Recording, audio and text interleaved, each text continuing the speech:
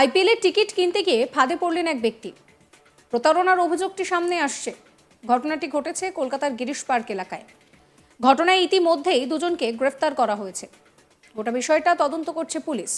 জানা গিয়েছে আশিস শর্মা নামে এক ব্যক্তির সোশ্যাল মিডিয়ার স্ট্যাটাসে আইপিএল এর টিকিট বিক্রি হচ্ছে জানতে পারেন ধীরজ মালি নামে এক ব্যক্তি। কেকেআর বনাম আরসিবি ম্যাচের টিকিট বিক্রি হচ্ছে বলে জানতে পারেন তিনি। এরপর ফোনে যোগাযোগ করেন ধীরজ। গিরিশ পার্কে পৌঁছে পীযূষ মহিন্দ্রা নামে এক ব্যক্তির সঙ্গে সাক্ষাৎ হয় তার। 20,000 টাকার বিনিময়ে ধীরজকে একটি খাম দেওয়া হয়। খাম খুলে তিনি দেখেন যে সেখানে রয়েছে দুটি 2,000 টাকার টিকিট এবং দুটি কমপ্লিমেন্টারি টিকিট। এরপর ধীরজ বুঝতে পারেন যে তিনি প্রতারিত হয়েছেন। এরপর আশিসের সঙ্গে ফোনে যোগাযোগ করার চেষ্টা করেন ধীরজ, কিন্তু সেই ব্যক্তি আর ধীরজের ফোন রিসিভ করেননি বলেই অভিযোগ।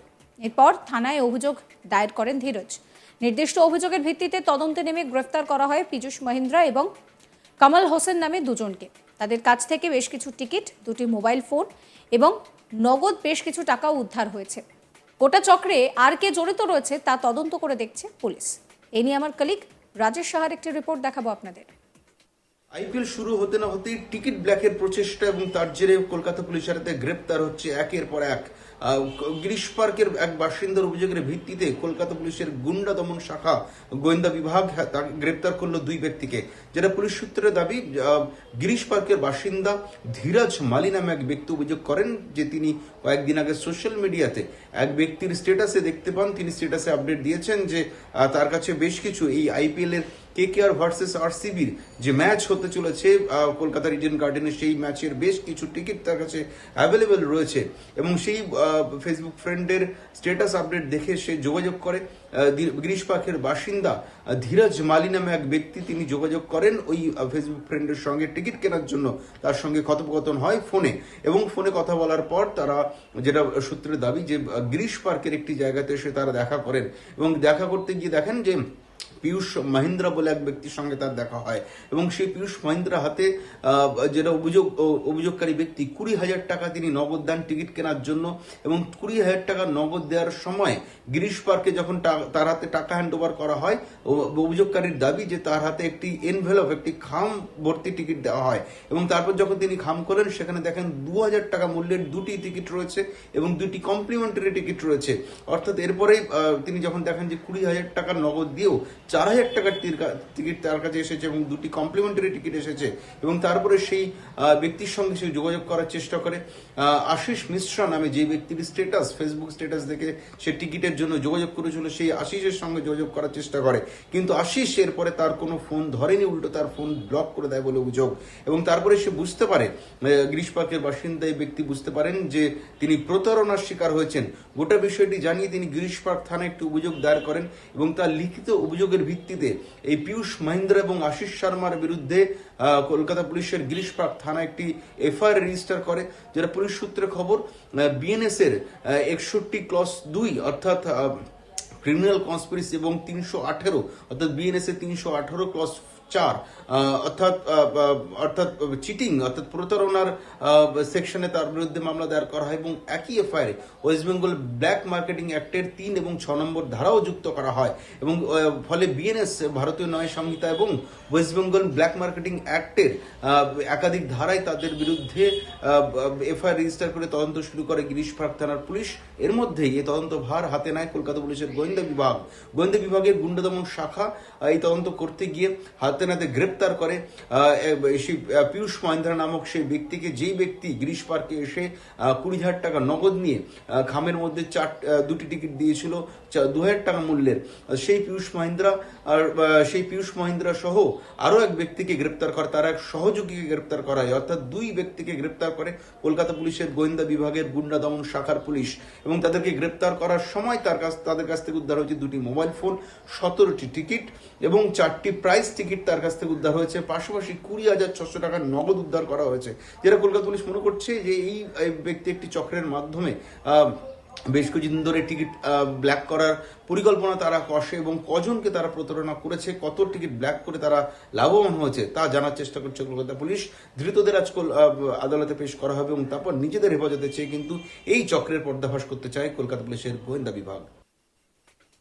প্রসঙ্গত বিগত কয়েক বছরে বাংলার বুকে বিশেষভাবে চর্চায় উঠে আসতে দেখা গিয়েছে রামনবমীকে। যে কোনো রকমের বিশৃঙ্খলা এড়াতে রামনবমীর সময় বাড়তি সতর্কতা অবলম্বন করে পুলিশ।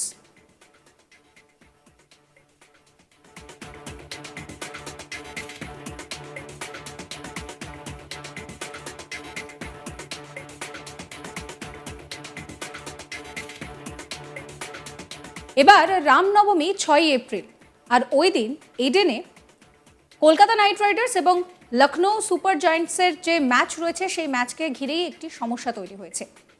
সিএবিকে চিঠি দিয়ে সেই ম্যাচের দিন পরিবর্তনের অনুরোধ করা হয়। জানা গিয়েছে ম্যাচটি কলকাতা থেকে সরানো হচ্ছে, সেক্ষেত্রে ম্যাচ হবে গুয়াহাটিতে।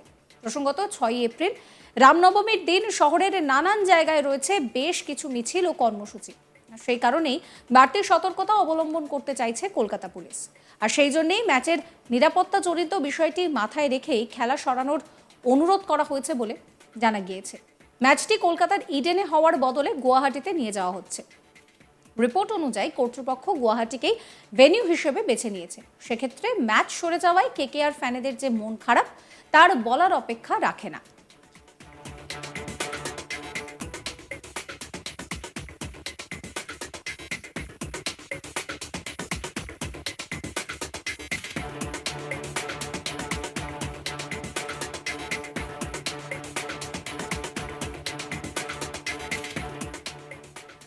আর এরই মধ্যে আইপিএল এর টিকিট কিনতে গিয়ে এবার প্রতারণার অভিযোগ সামনে আসছে। ঘটনাটি ঘটেছে কলকাতার গিরিশ পার্কে।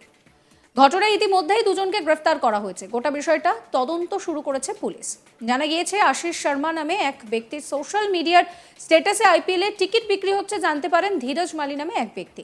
কেকেআর বনাম আরসিবি ম্যাচের টিকিট বিক্রি হচ্ছে বলে জানতে পারেন তিনি। এরপর ফোনে যোগাযোগ করেন ধীরজ। গিরিশ পার্কের কাছে পীয়ূষ মহিন্দ্রা নামে এক ব্যক্তির সঙ্গে তার সাক্ষাৎ হয়। 20,000 টাকার বিনিময়ে ধীরজকে একটি খাম দেওয়া হয়। খাম খুলে তিনি দেখেন যে তার মধ্যে রয়েছে দুটি 2,000 টাকার টিকিট ও দুটি কমপ্লিমেন্টারি টিকিট। এরপরেই ধীরজ বুঝতে পারেন যে তিনি প্রতারিত হয়েছেন। এরপর আশিসের সঙ্গে ফোনে যোগাযোগ করার চেষ্টা করেন ধীরজ, কিন্তু সেই ব্যক্তি আর ধীরজের ফোন রিসিভ করেননি বলেই অভিযোগ। এরপরেই থানায় অভিযোগ দায়ের করেন ধীরজ। নির্দিষ্ট অভিযোগের ভিত্তিতে তদন্তে নেমে গ্রেফতার করা হয় পীয়ূষ মহিন্দ্রা এবং কমল হোসেন নামে আরও দুজনকে। তাদের কাছ থেকে বেশ কিছু টিকিট, দুটি মোবাইল ফোন এবং বেশ কিছু নগদ বাজেয়াপ্ত হয়েছে। গোটা ঘটনাচক্রে আর কে বা কারা জড়িত রয়েছে তা তদন্ত করে দেখছে পুলিশ। সমস্ত খবরের আপডেটের জন্য আপনাদের নজর থাকুক আজ তাক বাংলায়। চ্যানেলটিকে সাবস্ক্রাইব করতে ভুলবেন না। নোটিফিকেশনের জন্য বেল আইকনে ক্লিক করবেন। আমরা হোয়াটসঅ্যাপেও রয়েছে, ফলো করবেন আজ তাক বাংলার হোয়াটসঅ্যাপ চ্যানেলও।